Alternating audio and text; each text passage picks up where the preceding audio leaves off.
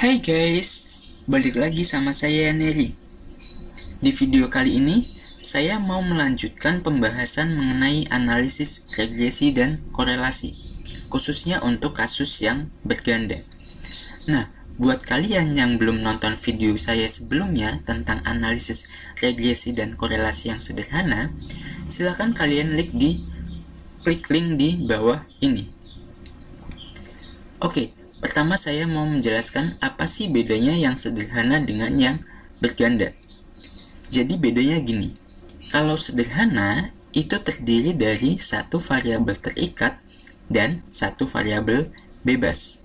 Sedangkan yang berganda itu terdiri dari satu variabel terikat dan banyak variabel bebas. Kalau orang matematika itu ngomongnya gini, sederhana itu kalau ada di ruang dimensi 2, sedangkan terikat itu kalau ada di ruang dimensi N. Ya, intinya begitulah ya. Atau perumpamaan yang sedikit manusiawi itu seperti ini. Misalnya nih kalian suka masak. Kalian mau masak tempe kecap. Oke. Nah, ketika kalian mau masak tempe kecap, nggak mungkin dong kalian cuma butuh bahan tempe doang, ya nggak? Kalian pasti butuh bawang merah, bawang putih, dan pasti butuh kecap.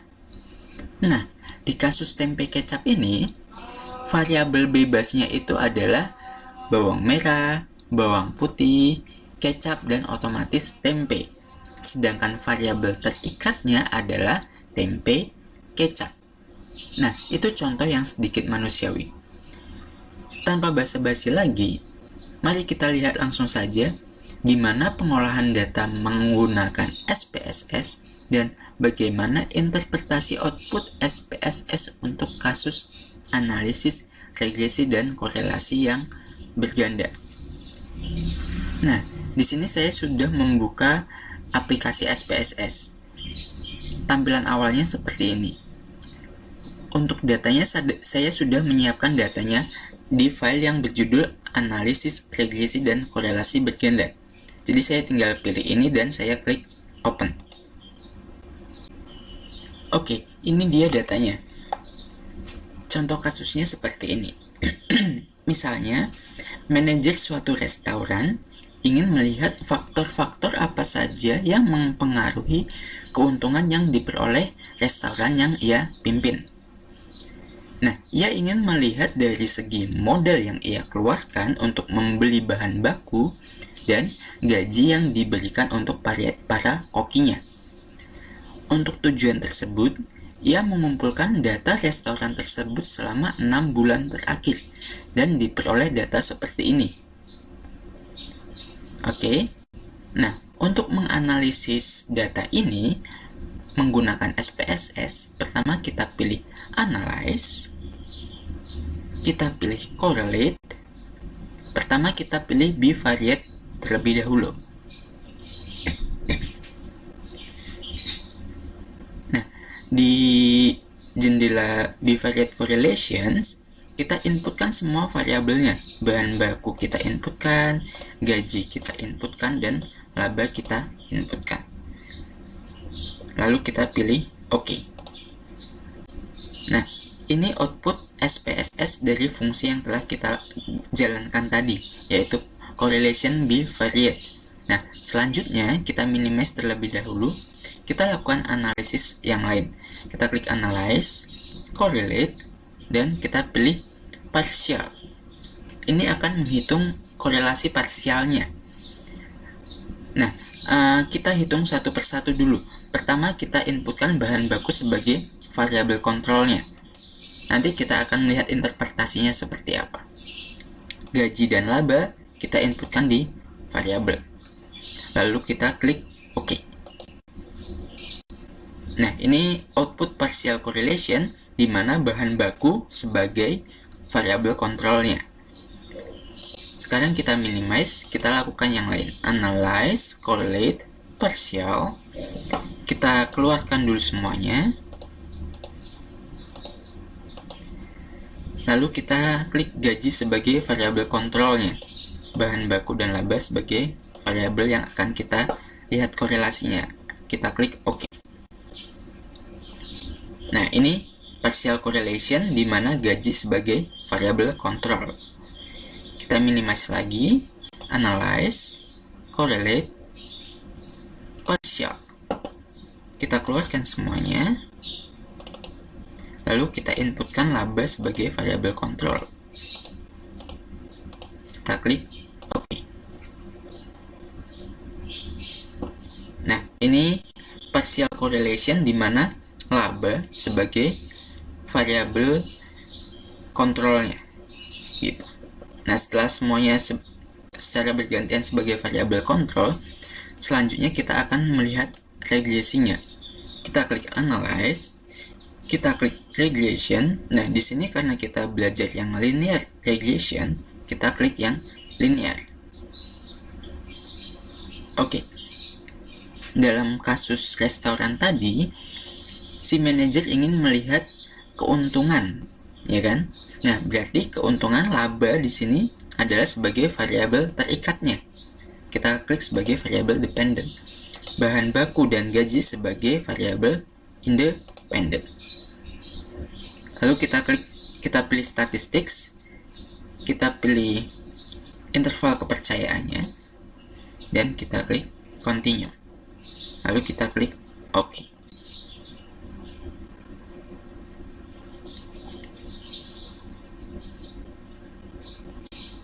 Nah, ini output SPSS untuk fungsi regression tadi. Oke. Nah, selanjutnya kita akan melihat bagaimana interpretasi dari masing-masing output SPSS ini.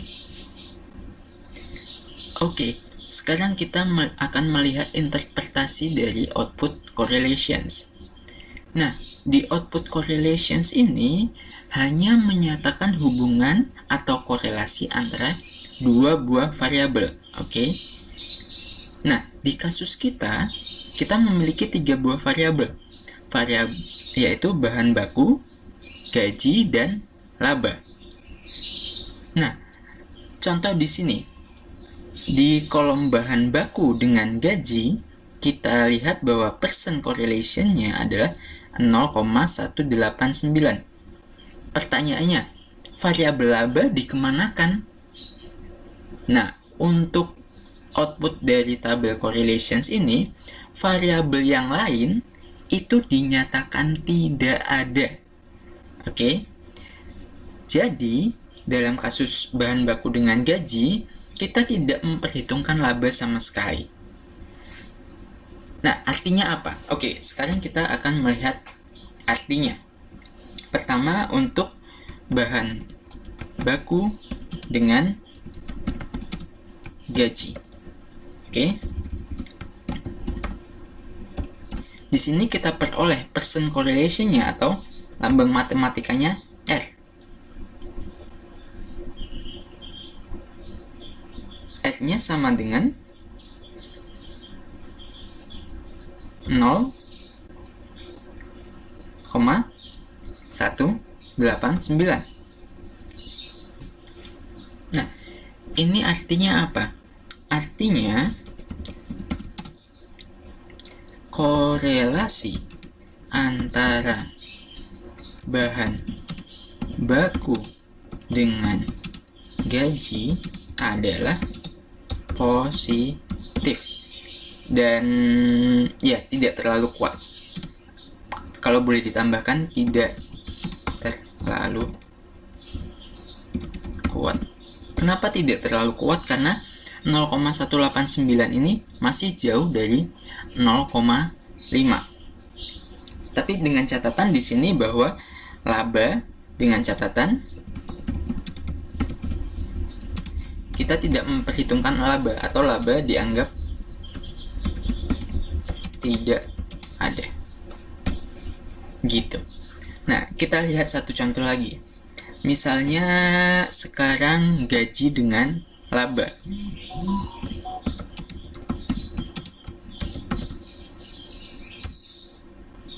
Oke, untuk gaji dengan laba, kita lihat di sini percent correlation-nya 0,366. Berarti R-nya sama dengan 0,366.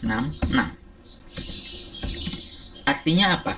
Artinya korelasi antara gaji dengan laba adalah positif, dan jika boleh saya tambahkan, cukup kuat atau sedang, dan sedang gitu. Tapi ini ada catatan, dengan catatan bahwa di sini bahan baku dianggap tidak ada. Itu interpretasi untuk output correlations, kira-kira seperti itu. Untuk interpretasi korelasi antara bahan baku dengan laba di mana gaji dianggap tidak ada, kalian bisa interpretasikan sendiri. Di sini percent correlation-nya negatif 0,342. Artinya dia negatif dan ya sedang. Dengan catatan bahwa gaji dianggap tidak ada. Kira-kira seperti itu. Sekarang selanjutnya kita akan beralih interpretasi dari partial correlations. Oke, sekarang kita akan melihat interpretasi dari partial correlations. Nah, di sini ada 3 output partial correlations, masing-masing dengan variabel kontrol yang berbeda-beda. Oke, untuk yang pertama kita mengontrol bahan baku, yang kedua gaji, dan yang ketiga adalah laba. Oke, di sini saya hanya akan menginterpretasikan untuk yang correlations di mana bahan baku sebagai kontrol variabel, sedangkan sisanya interpretasinya hampir sama. Oke, jika kita lihat di tabelnya, kita peroleh bahwa korelasi antara gaji dengan laba adalah 0,467. Jadi, kita bisa tulis bahwa R-nya sama dengan 0,467. Artinya apa? Artinya bahwa korelasi antara gaji dengan laba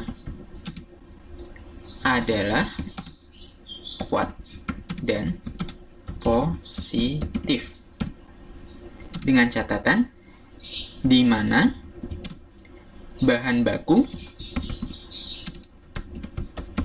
kita anggap sebagai variabel kontrol. Seperti itu. Jadi di sini bahan bakunya bukan tidak ada, berbeda dengan yang sebelumnya. Kalau yang sebelumnya di correlations yang biasa, itu bahan bakunya betul-betul tidak ada. Oke? Bahan bakunya betul-betul tidak ada. Kalau di sini ada tapi kita kontrol. Bedanya itu. Untuk yang lainnya, untuk yang gaji sebagai variabel kontrol, lalu laba sebagai variabel kontrol, silahkan kalian interpretasikan sendiri. Interpretasinya hampir sama, tinggal membahasakannya dan melihat koefisien korelasinya. Selanjutnya, kita akan membahas tentang output dari regression. Oke, sekarang kita akan melihat interpretasi dari regression. Nah, fungsi regression yang tadi kita lakukan itu memiliki beberapa output di sini. Oke, nah kita akan bahas satu persatu. Saya akan bahas terlebih dahulu dari model summary. Oke, di sini ada di model summary ada kolom R dan kolom R square. Sebenarnya model summary ini, kolom R-nya ini adalah korelasi. Oke, jadi di kolom R adalah korelasi. Nah, bedanya dengan korelasi yang sebelumnya apa? Jadi, bedanya di sini, korelasi yang di sini adalah korelasi secara bersama-sama.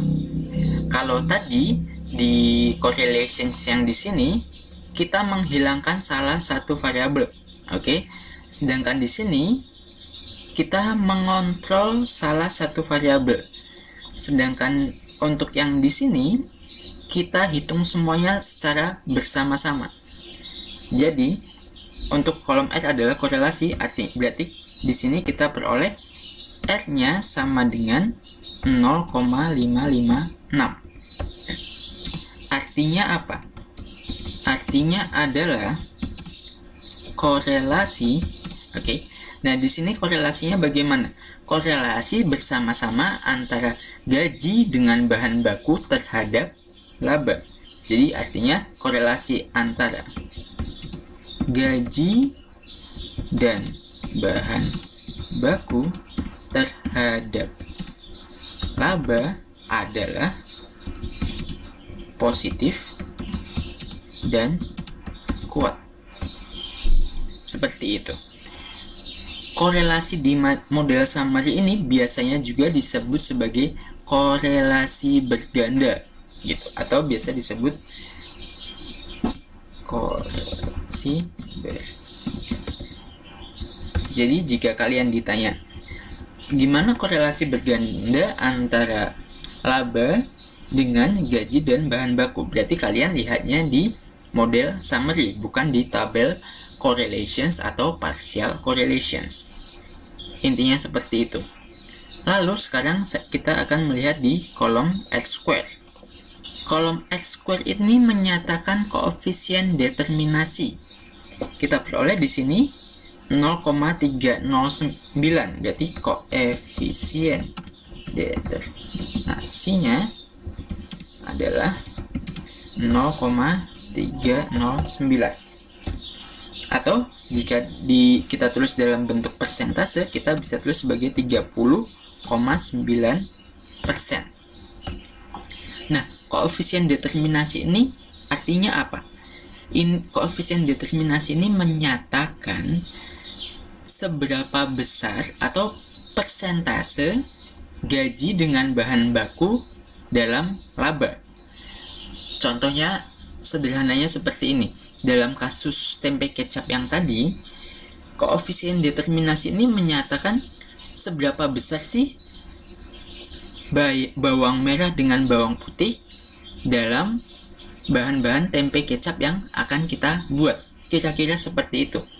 Jadi di sini 30,9%, artinya 30,9% dari laba dapat dinyatakan oleh gaji dan bahan baku. Sedangkan sisanya adalah 69,1% dari laba dinyatakan oleh variabel lainnya. Nah, variabel lainnya di sini apa sih? Dalam kasus bisnis, variabel lainnya bisa dari pemasaran, marketing, dan lain sebagainya lah, gitu. Oke, selanjutnya adalah tabel ANOVA. Tabel ANOVA di sini sebetulnya tidak ada interpretasi. Tabel ANOVA di sini akan digunakan untuk uji hipotesis. Uji hipotesis akan saya bahas setelah ini. Jadi kita skip dulu untuk tabel ANOVA. Sekarang kita akan melihat di tabel coefficients. Nah, di tabel coefficients ini yang harus diperhatikan adalah yang unstandardized B. Dari sini kita akan memperoleh persamaan regresi. Oke? Jadi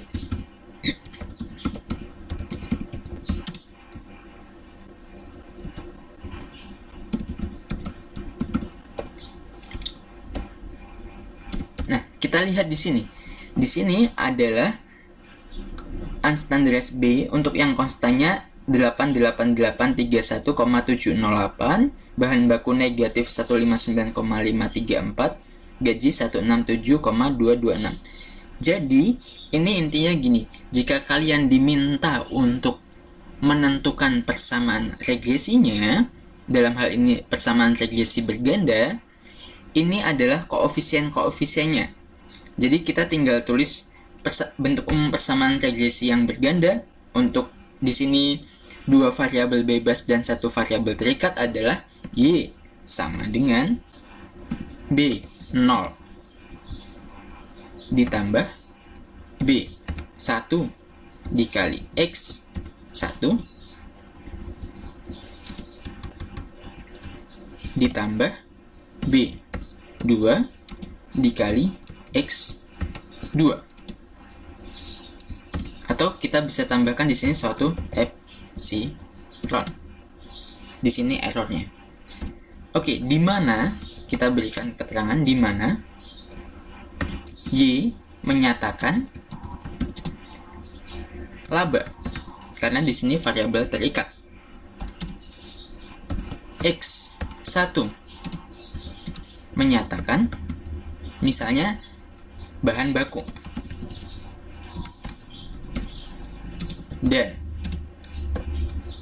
X2 menyatakan gaji karyawan. Gitu. Jadi kalau kita inputkan B0 itu koefisien. Jadi untuk nilai B0 kita inputkan dari konstan. B1 kita inputkan dari bahan baku.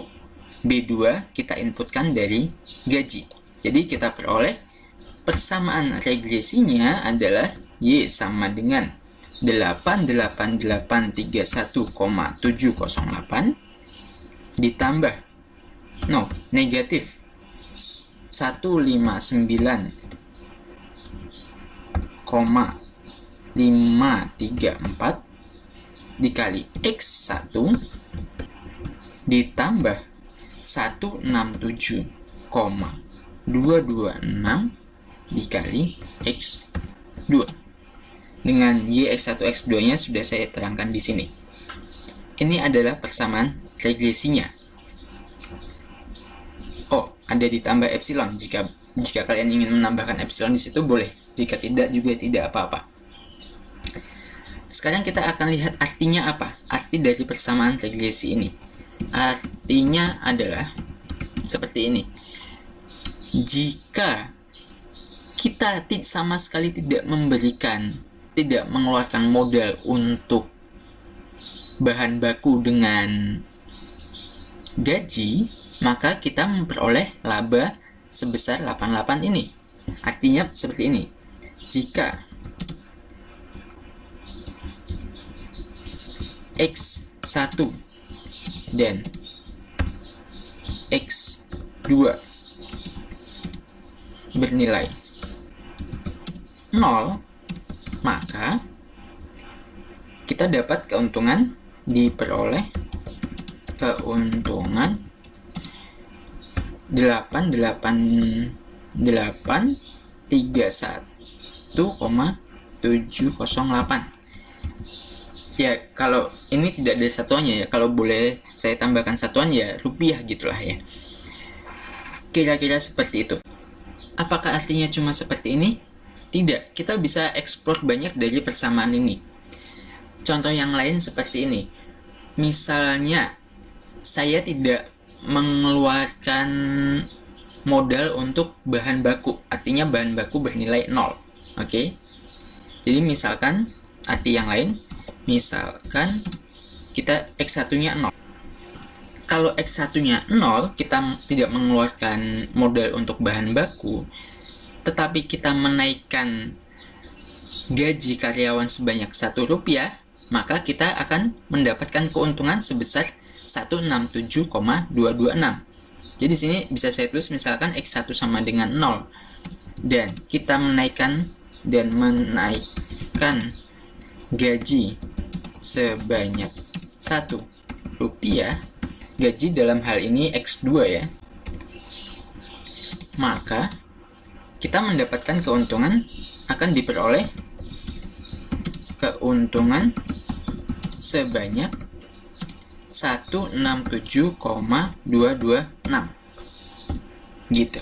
Jadi artinya ketika kita menaikkan gaji Rp1, kita dapat keuntungan 167,26 rupiah. Kira-kira seperti itu. Apa cuma ini? Ya ada banyak. kalian bisa misalkan X2-nya yang 0. Kalau misalkan kalian tidak memberikan gaji untuk karyawan, dan tetapi kalian menaikkan bahan bakunya atau mengeluarkan modal untuk bahan baku sebanyak Rp1, dalam hal ini karena minus, itu artinya kalian mengalami kerugian. Maka kalian akan mengalami kerugian sebanyak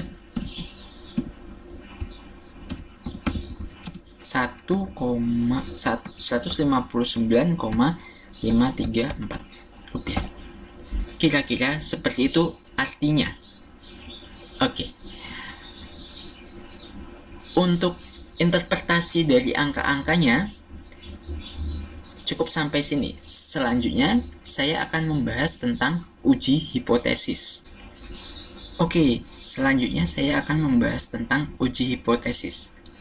Di sini saya tidak akan membahas semua uji hipotesis yang bisa digali dari output SPSS dari awal sampai akhir ini, karena itu akan memakan waktu sangat banyak. Di sini saya akan mendemokan beberapa uji hipotesis, karena sebetulnya uji hipotesis jika menggunakan SPSS itu cukup mudah. Kalian hanya melihat di kolom SIG-nya. Oke. Kita akan melihat contoh. Pertama, saya akan menguji hipotesis menggunakan ANOVA. Nah, uji hipotesis ANOVA ini gunanya untuk menguji apakah variabel bebas secara bersama-sama itu memiliki pengaruh terhadap variabel terikat secara bersama-sama ya. Di sini secara bersama-sama menggunakan ANOVA. Oke. Jadi pertama kita tentukan hipotesisnya terlebih dahulu. Hipotesis awalnya H0 adalah beta itu sama dengan 0. Artinya tidak ada pengaruh secara bersama-sama. HA-nya seperti apa? HA-nya ya negasinya. Jadi HA itu di sini artinya ada. Itu di sini saya copy saja.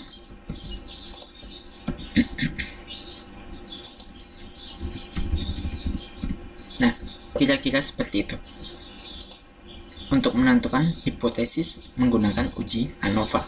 Selanjutnya, kita akan melihat nilai signifikasinya. Atau kalau saya tulis signifikasi hitung. Oke. Di sini kita lihat signifikasi hitungnya adalah 0,574. Nah, selanjutnya adalah kesimpulan. Jadi untuk uji hipotesis tahapnya menggunakan SPSS, tahapnya cuma 3. Hipotesis, signifikasi hitung, dan kesimpulan. Oke, di sini saya ingin menguji apakah ada pengaruh secara bersama-sama antara variabel bebas dengan variabel terikat menggunakan tingkat signifikasi 5%. Jadi di sini tingkat signifikasinya bisa bermacam-macam, tergantung kalian maunya seperti apa. Tapi di sini saya menggunakan tingkat signifikasi 5%. Atau alfa. Biasanya kalau di statistika tingkat signifikasi itu lambangnya alfa sama dengan 5% atau 0,05.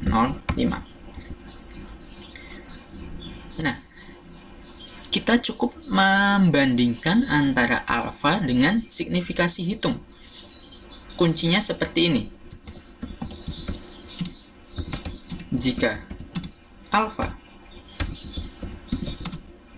lebih kecil dari signifikasi hitung, maka H0 diterima. Gitu. Kuncinya hanya ini. Bagaimanapun ujinya, seperti apapun ujinya selalu seperti ini. Untuk menarik kesimpulan, kita hanya membandingkan alfa dengan signifikasi hitung. Sekarang kita lihat. Di sini alfanya 0,05. Dan signifikasi hitung yang kita peroleh 0,574.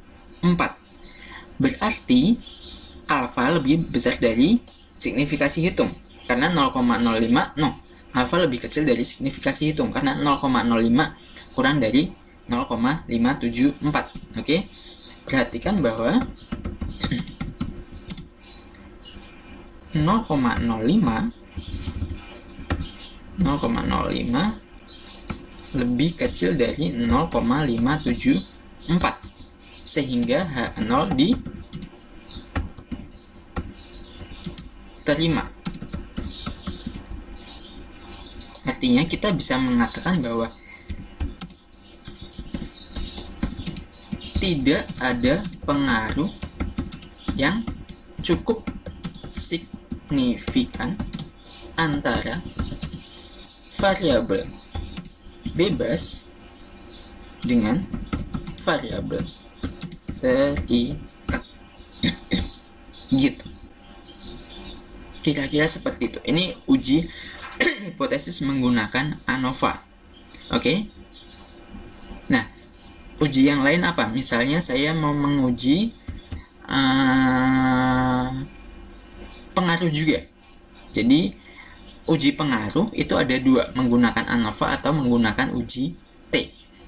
Uji T itu digunakan jika kita ingin menguji secara parsial atau bagian demi bagian, tidak secara bersamaan. Kalau ANOVA tadi secara bersamaan. Oke, di sini saya akan mendemokan uji T, atau saya sebut uji parsial untuk pengaruh.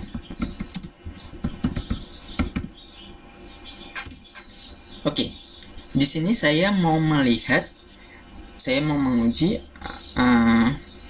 akan diuji apakah ada pengaruh yang signifikan antara bahan baku dengan laba. Gitu. Nah, berarti seperti tadi kita tentukan hipotesisnya terlebih dahulu. Hipotesis H0-nya itu beta sama dengan 0. Artinya tidak ada pengaruh. Tidak ada pengaruh yang signifikan, ya gitulah ya, antara bahan baku dengan laba. Sedangkan HA-nya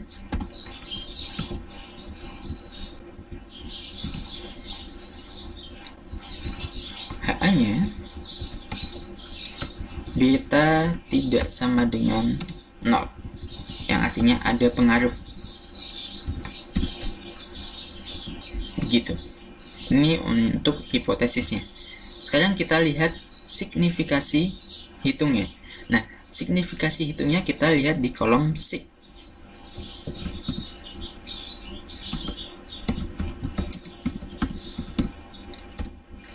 Kita peroleh sig hitung sama dengan, kita kan mau lihat bahan baku ya.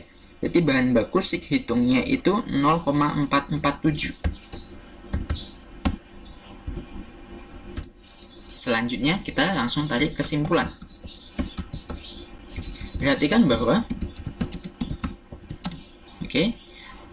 bahwa di sini masih tetap alfanya 0,05 atau 5%.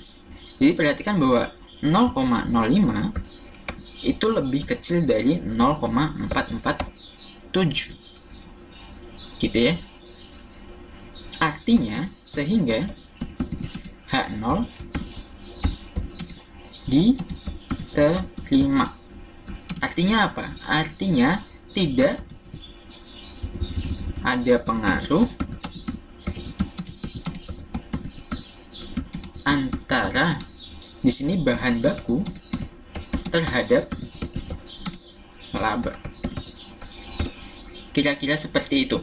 Nah, untuk uji parsial yang selanjutnya, kalian juga bisa menguji uji parsial yang selanjutnya adalah uji parsial untuk gaji dengan laba. Kalian cukup lihat di signifikasi di sini 0,428. gitu ya.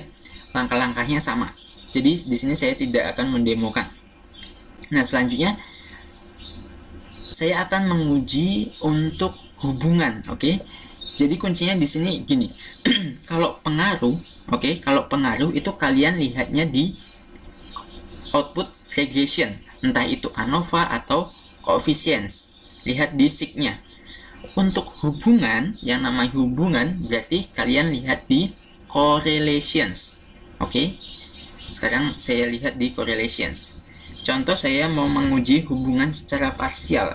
Uji hubungan parsial. Oke. Di sini saya mau menguji hubungan parsial antara bahan laba deh. Laba dengan gaji. Di mana bahan baku dianggap sebagai variabel kontrol.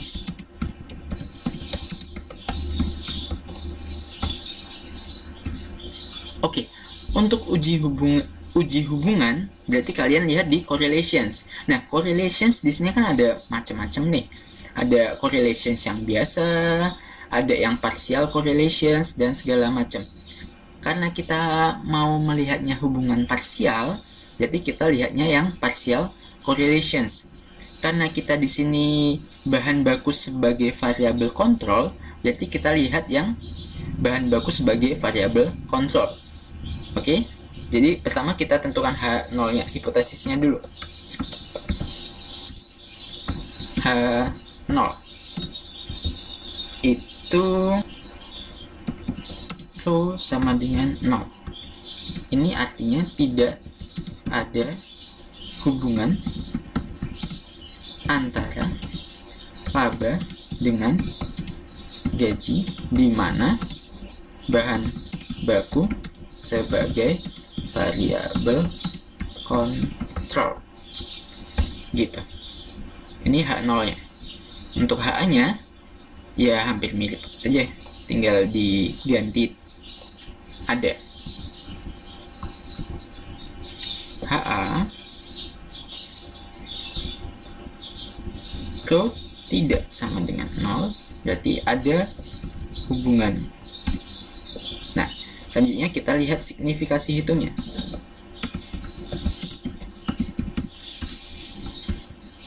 Sig hitung sama dengan, kita lihat signifikasi hitung bahan baku. Oke, berarti di sini ya signifikasi hitungnya 0,428. Jadi kita langsung tarik kesimpulan. Perhatikan bahwa 0,05 itu kurang dari 0,428, sehingga H0 diterima. Jadi tidak ada hubungan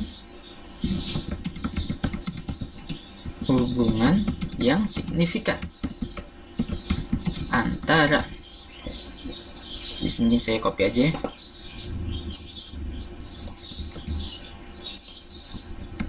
ya, kira-kira seperti itu. Jadi di sini kuncinya ada dua.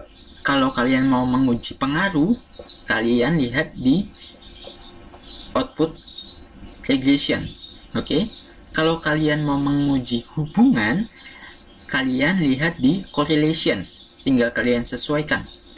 Kalian mau menguji hubungan secara parsial atau secara individual. Individual artinya salah satu variabel itu dianggap tidak ada. Oke, kira-kira demikian analisis regresi dan korelasi berganda. Jika kalian ada pertanyaan, silahkan kalian komen di bawah ini. Dan jangan lupa di like dan subscribe ya video saya. Dan tunggu video-video saya yang selanjutnya. Terima kasih, bye guys.